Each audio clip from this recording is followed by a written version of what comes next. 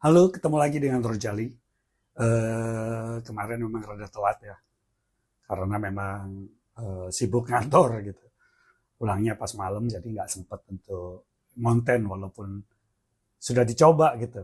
Cuman kok jelek banget, walaupun biasanya jelek, tapi ini kok jelek banget. Teman-teman Rojali, beberapa saat lalu saya mengunggah sebuah konten tentang bagaimana untuk berhati-hati ketika menggunakan aplikasi kenalan atau aplikasi kencan. Salah satunya di situ Rojali bilang bahwa cukup banyak perempuan-perempuan yang menjajakan diri sendiri dengan berbagai cara ya, baik cara halus ataupun cara yang to the point. Mereka rata-rata memiliki sebuah komplotan, memiliki sebuah kawanan, di mana kalau untuk mereka ini adalah untuk keamanan mereka. Tetapi kalau kita ngomong masalah keamanan yang bagaimana? Apakah keamanan terhadap fisik? Tetapi bagaimana dengan keamanan kesehatan? Misalnya, kalian pikir kalau melakukan sebuah perzinahan dengan orang yang gak jelas gitu ya, baru dikenal dan sebagainya, bagaimana kalian bisa menjamin bahwa kalian pasti akan bebas dari HIV atau HIV? Oke lah HIV. Bagaimana kalau misalnya kalian dapat menjamin bahwa kalian juga bisa bebas dari yang namanya hepatitis? Karena hepatitis itu bukan hanya dari perzinahan, ciuman, kena keringat, itu juga menjadi pengantar virus hepatitis, di mana dalam beberapa tahun tidak akan kerasa, tetapi puluhan tahun kemudian dia akan menyerang pada hati dan dapat mengakibatkan kanker hati atau juga pembengkakan hati yang disebut sirosis. Jadi teman-teman, masalah ada aplikasi Micut, aplikasi Thunder, aplikasi Tonton, aplikasi apapun.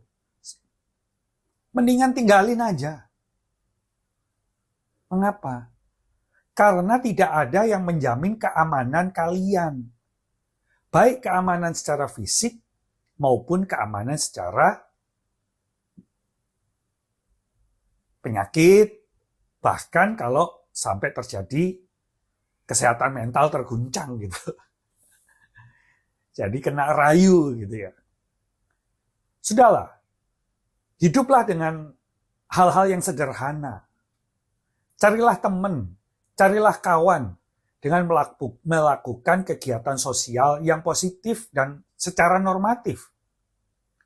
Kemarin di Bali itu sebuah kasus yang bisa menjadikan cambuk untuk kita semua.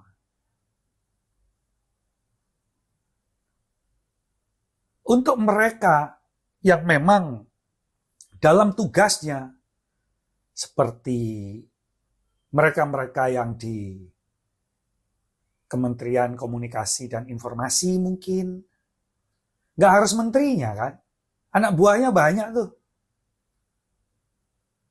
Atau misalnya tentu saja di kepolisian.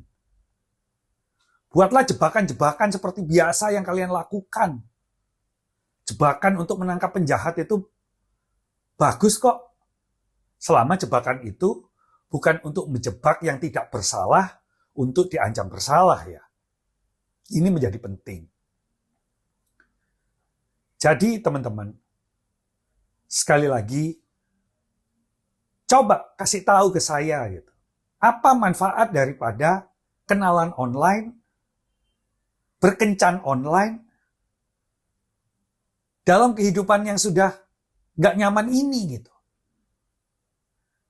Kita berhadapan dengan pandemi COVID, kita berhadapan dengan inflasi, kita berhadapan dengan sulitnya ekonomi buat yang merasa sulit ekonomi, yang tidak merasa kesulitan ekonomi, bersyukurlah karena kalian diciptakan untuk menjadi manusia, untuk berbagi, bukan bagi-bagi harta saja.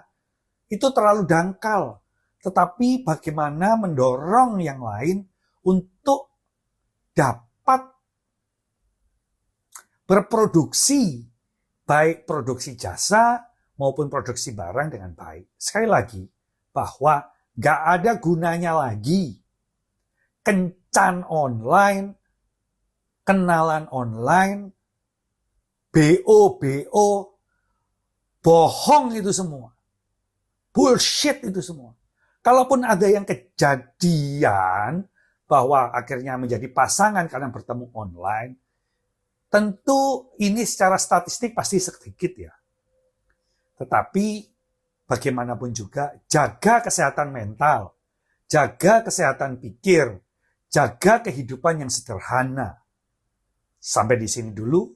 Mohon maaf kalau ada kata-kata yang salah. Mohon komen di bawah ini. Sampai ketemu lagi.